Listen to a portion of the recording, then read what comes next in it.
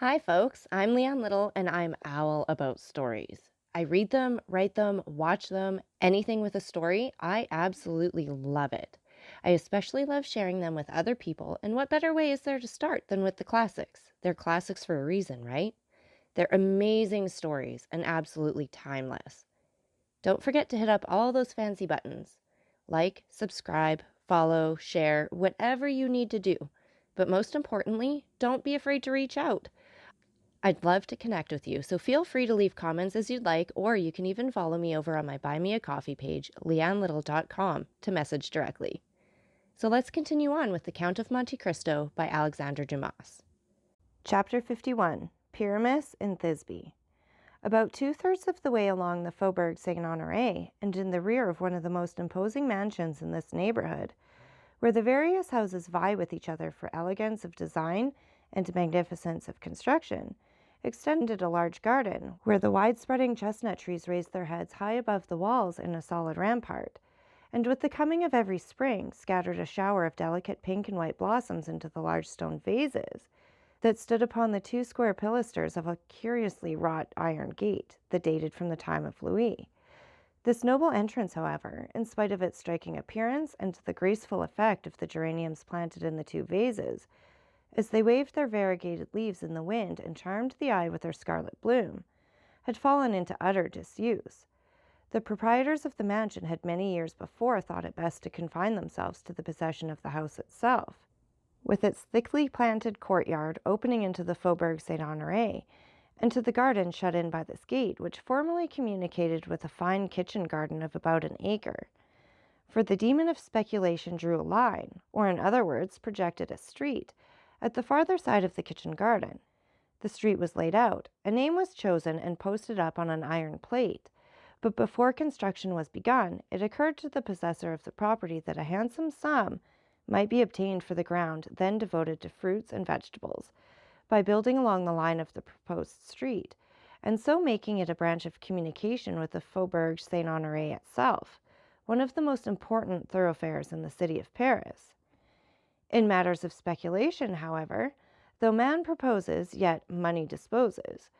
From some such difficulty the newly named street died almost in birth, and the purchaser of the kitchen garden, having paid a high price for it, and being quite unable to find anyone willing to take his bargain off his hands without a considerable loss, yet still clinging to the belief that at some future day he should obtain a sum for it that would repay him, not only for his past outlay, but also the interest upon the capital locked up in his new acquisition, contented himself with letting the ground temporarily to some market gardeners at a yearly rental of 500 francs. And so, as we have said, the iron gate leading into the kitchen garden had been closed up and left to the rest, which bade fair before long to eat off its hinges, while to prevent the ignoble glances of the diggers and delvers of the ground from presuming to sully the aristocratic enclosure belonging to the mansion, the gate had been boarded up to a height of 6 feet. True, the planks were not so closely adjusted, but that a hasty peep might be obtained through their interstices. But the strict decorum and rigid property of the inhabitants of the house left no grounds for apprehending the advantage that would be taken of that circumstance. Horticulture seemed, however, to have been abandoned in the deserted kitchen garden where cabbages, carrots, radishes, peas, and melons had once flourished. A scanty crop of lucerne alone bore evidence of its being deemed worthy of cultivation. A small low door gave egress from the walled space we have been describing into the projected street. The ground, having been abandoned as unproductive by its various renters, and had now fallen so completely in general estimation as to return not even the 0.5% it had originally paid. Towards the house the chestnut trees we have before mentioned rose high above the wall, without in any way affecting the growth of other luxuriant shrubs and flowers that eagerly dressed forward to fill up the vacant spaces, as though asserting their right to enjoy the boon of light and air.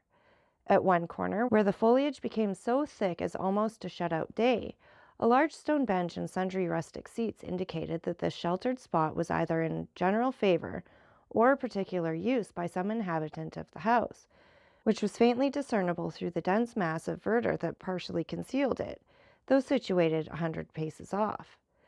Whoever had selected this retired portion of the grounds as the boundary of a walk, or as a place for meditation was abundantly justified in the choice by the absence of all glare.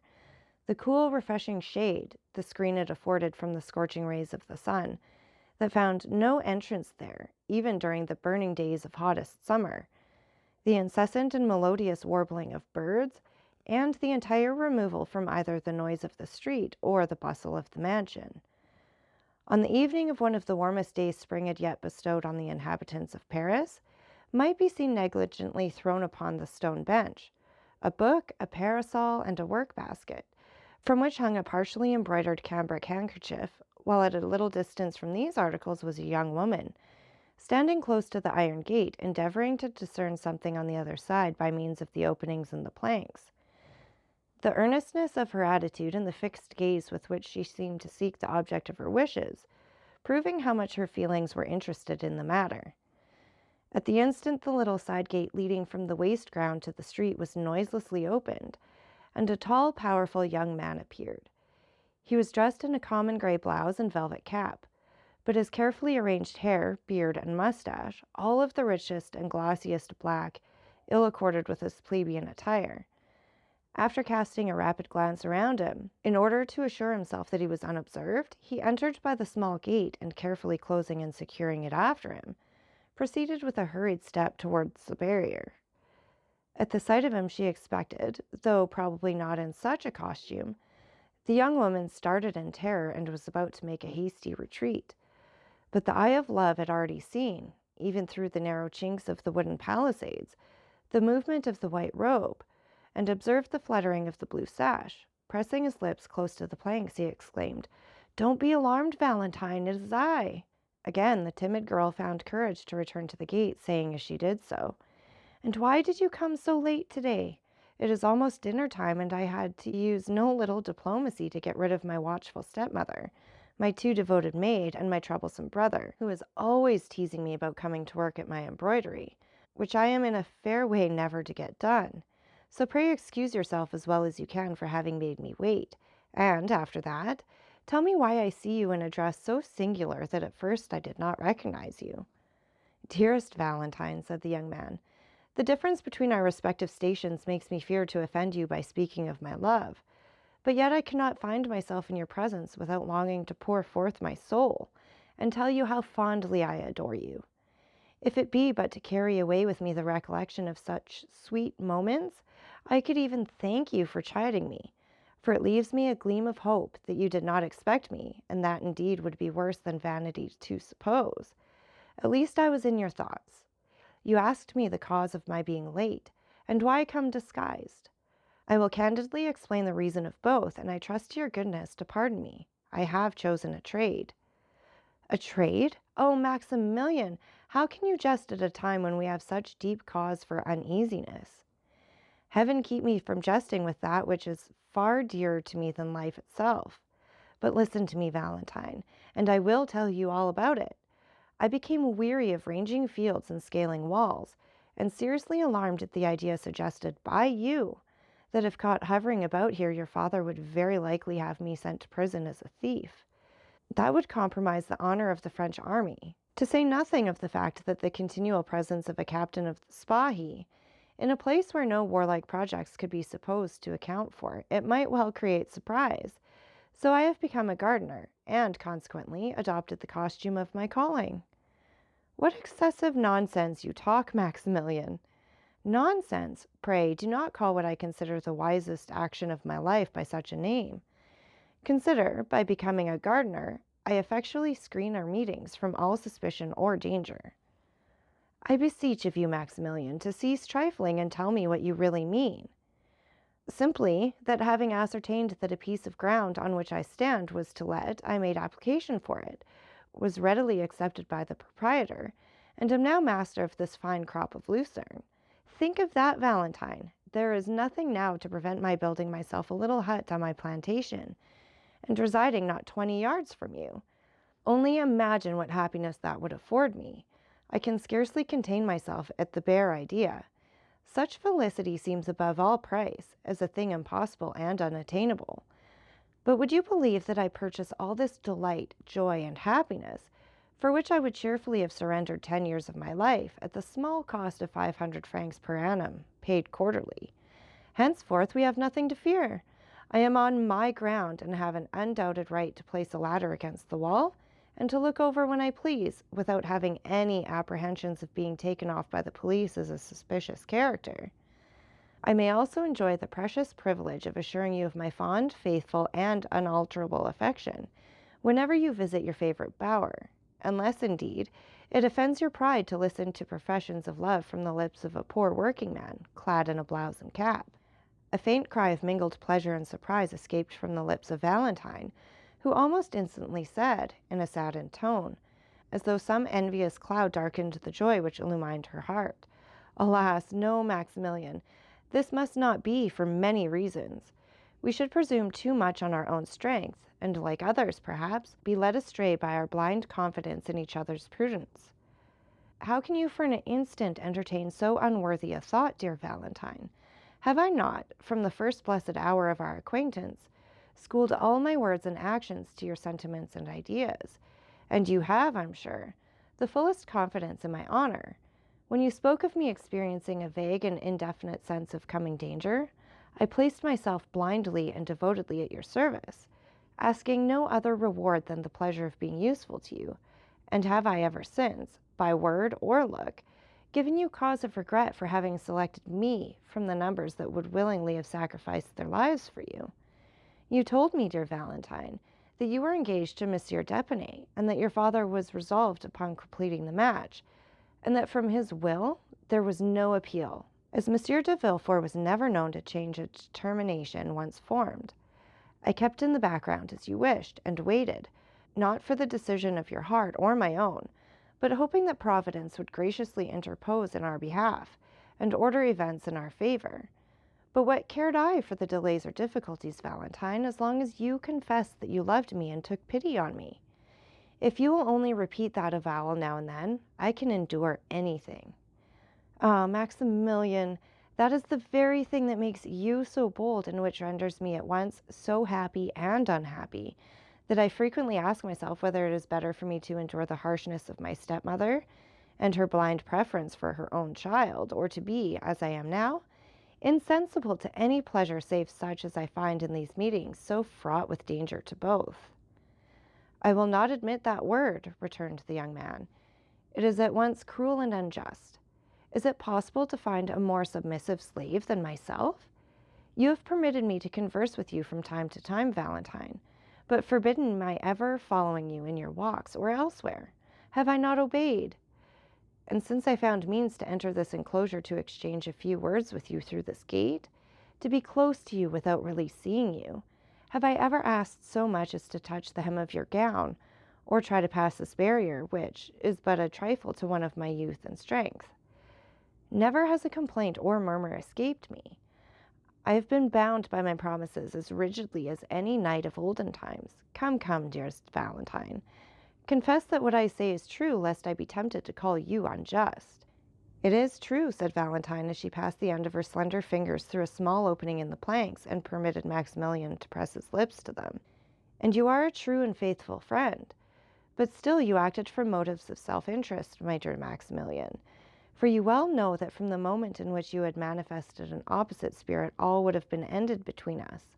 You promised to bestow on me the friendly affection of a brother, for I have no friend but yourself upon earth, who am neglected and forgotten by my father, harassed and persecuted by my stepmother, and left to the sole companionship of a paralyzed and speechless old man, whose withered hand can no longer press mine, and who can speak to me with the eye alone, although there still lingers in his heart the warmest tenderness for his poor grandchild.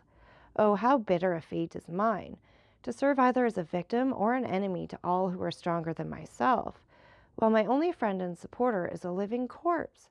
Indeed, indeed, Maximilian, I am very miserable, and if you love me, it must be out of pity."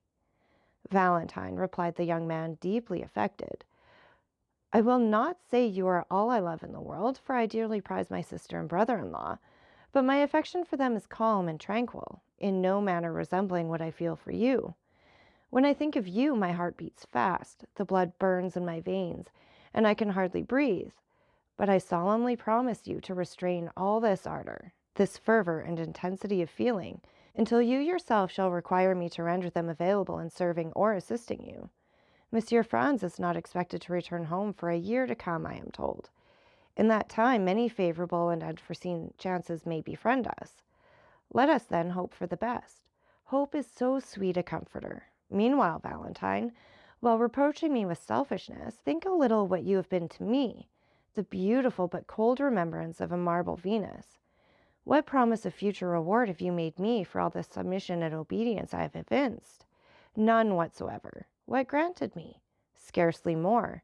You tell me of Monsieur Franz d'Epinay, your betrothed lover, and you shrink from the idea of being his wife, but tell me, Valentine, is there no other sorrow in your heart? You see me devoted to you, body and soul. My life and each warm drop that circles round my heart are consecrated to your service.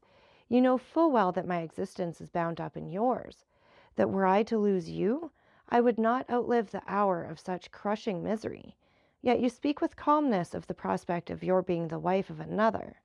Oh, Valentine, were I in your place, and did I feel conscious, as you do, of being worshipped, adored, with such a love as mine, 100 times at least should I have passed my hand between these iron bars and said, "Take this hand, dearest Maximilian, and believe that, living or dead, I am yours only, and forever." The poor girl made no reply, but her lover could plainly hear her sobs and tears. A rapid change took place in the young man's feelings. "Dearest, dearest Valentine," exclaimed he, "forgive me if I have offended you, and forget the words I spoke if they have unwittingly caused you pain." "No, Maximilian, I am not offended," answered she. "But do you not see what a poor, helpless being I am, almost a stranger and an outcast in my father's house, where even he is seldom seen, whose will has been thwarted and spirits broken from the age of 10 years, beneath the iron rod so sternly held over me, oppressed, mortified, and persecuted day by day, hour by hour, minute by minute.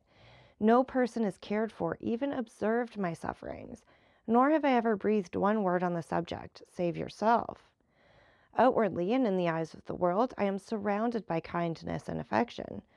But the reverse is the case. The general remark is, oh, it cannot be expected that one of so stern a character as Monsieur Villefort could lavish the tenderness some fathers do on their daughters. What though she has lost her own mother at a tender age, she has had the happiness to find a second mother in Madame de Villefort. The world, however, is mistaken. My father abandons me from utter indifference, while my stepmother detests me with a hatred so much the more terrible, because it is veiled beneath a continual smile. "Hate you, sweet Valentine," exclaimed the young man. "How is it possible for anyone to do that?" "Alas," replied the weeping girl, "I am obliged to own that my stepmother's aversion to me arises from a very natural source, her overweening love for her own child, my brother Edward." "But why should it?" "I do not know, but though unwillingly introduce money matters into our present conversation, and I will say this much, that her extreme dislike to me has its origin there, and I fear she envies me the fortune I enjoy in right of my mother, and will be more than doubled at the death of Monsieur and Madame de Saint-Méran, whose sole heiress I am. Madame de Villefort has nothing of her own, and hates me for being so richly endowed.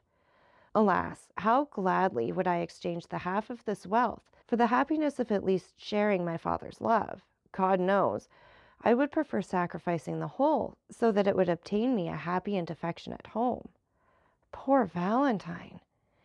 I seem to myself as though living a life of bondage, yet at the same time am so conscious of my own weakness that I fear to break the restraint in which I am held, lest I fall utterly helpless. Then, too, my father is not a person whose orders may be infringed with impunity, protected as he is by his high position and firmly established reputation for talent and unswerving integrity. No one could oppose him. He is all-powerful even with the king. He would crush you at a word. Dear Maximilian, believe me when I assure you that if I do not attempt to resist my father's commands, it is more on your account than my own. But why, Valentine, do you persist in anticipating the worst? Why picture so gloomy a future? Because I judge it from the past. Still, consider that I may not be, strictly speaking, What is termed an illustrious match for you, I am, for many reasons, not altogether so much beneath your alliance.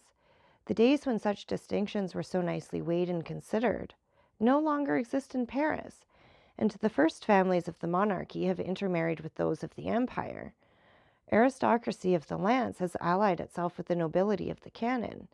Now I belong to this last named class, and certainly my prospects of military preferment are most encouraging as well as certain. My fortune, though small, is free and unfettered, and the memory of my late father is respected in our country, Valentine, as that of the most upright and honorable merchant of the city. I say our country, because you were born not far from Marseille. Don't speak of Marseille, I beg of you, Maximilian. That one word brings back my mother to my recollection, my angel mother, who died too soon for myself and all who knew her, but who, after watching over her child during the brief period allotted to her in this world, now I fondly hope, watches from her home in heaven. Oh, if my mother were still living, there would be nothing to fear, Maximilian, for I would tell her that I loved you, and she would protect us. I fear, Valentine, replied the lover, that were she living, I should never have had the happiness of knowing you. You would then have been too happy to have stopped from your grandeur to bestow a thought on me. Now it is you who are unjust, Maximilian, cried Valentine, but there is one thing I wish to know. And what is that? Inquired the young man, perceiving that Valentine hesitated. Tell me truly, Maximilian, whether in former days, when our fathers dwelt at Marseille, there was ever any misunderstanding between them? Not that I'm aware of, replied the young man, unless indeed any ill feeling might have arisen from their being opposite parties. Your father was, you know, a zealous partisan of the Bourbons, while mine was wholly devoted to the emperor. There could not be any other difference between them. But why do you ask? I will tell you, replied the young girl, for it is but right you should know. Well, on the day when your appointment as an officer of the Legion of Honor was announced in the papers, we were all sitting with my grandfather, Monsieur Noirtier. Monsieur Danglars was there also. You recollect Monsieur Danglars, do you not, Maximilian, the banker, whose horses ran away with my stepmother and little brother and very nearly killed them? While the rest of the company were discussing the approaching marriage of Mademoiselle Danglars, I was reading the paper to my grandfather. But when I came to the paragraph about you, although I had done nothing else but read it over to myself all morning, you know you had told me about it the previous evening, I felt so happy and yet so nervous at the idea of speaking your name aloud and before so many people, that I really think I should have passed it over, but for the fear that my doing so might create suspicions as to the cause of my silence, so I summoned up all my courage and read it as firmly and as steadily as I could. Dear Valentine! Well, would you believe it? Directly my father caught the sound of your name, he turned round quite hastily, and, like a poor silly thing, I was so persuaded that everyone must be as much affected as myself by the utterance of your name, that I was not surprised to see my father start and almost tremble. But I even thought, though that surely must have been a mistake, that Monsieur Danglars trembled too. Morel, Morel, cried my father. Stop a bit.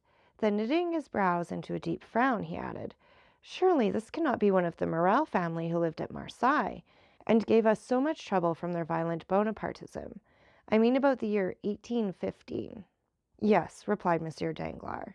I believe he is the son of the old shipowner. Indeed, answered Maximilian. And what did your father say then, Valentine? Oh, such a dreadful thing that I don't dare tell you. Always tell me everything, Maximilian said with a smile. Ah, continued my father, still frowning, their idolized emperor treated these madmen as they deserved.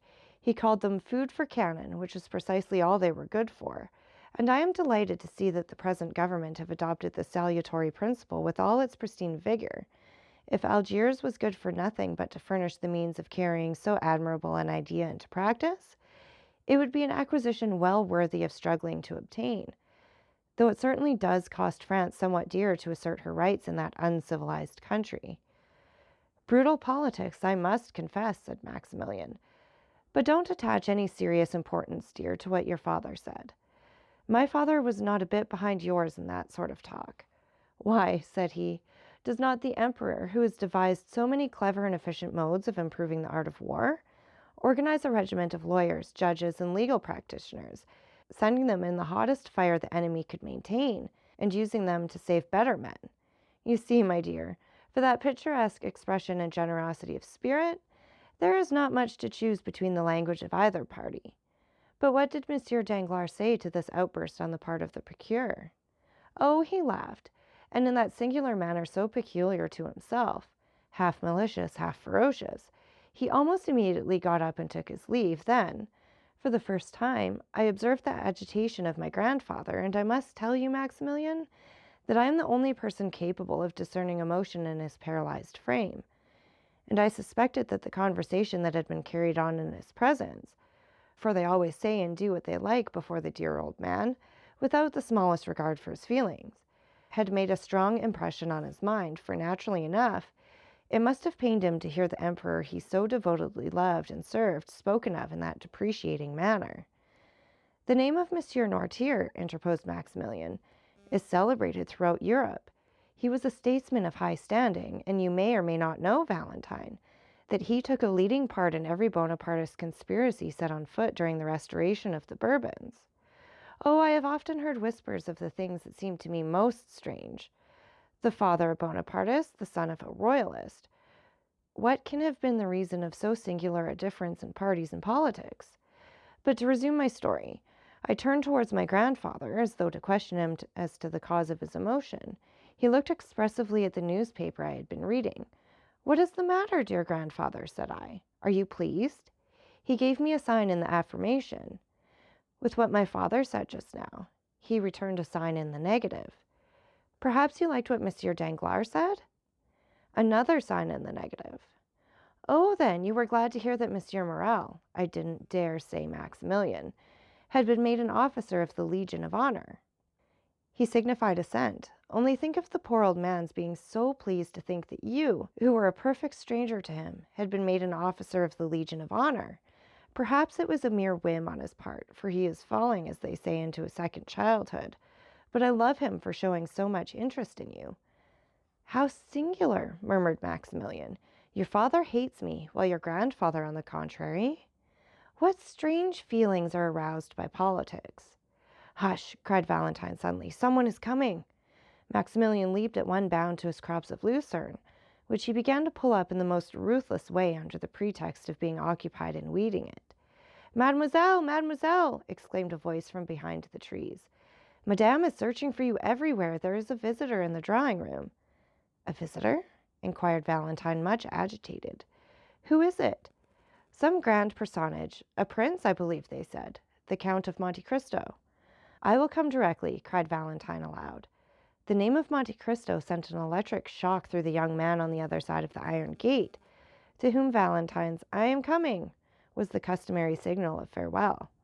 "Now then," said Maximilian, leaning on the handle of his spade, "I would give a good deal to know how it comes about that the Count of Monte Cristo is acquainted with Monsieur de Villefort." So that's it for this chapter. And again, take a minute to like, subscribe, and share. And don't forget that I love hearing from all of you. So please leave any comments you'd like, or you can follow me over on my Buy Me a Coffee page, leannelittle.com. That's LIANELITTLE.com. And thank you so much for listening. Remember, it's Owl About the Story. Have a great day.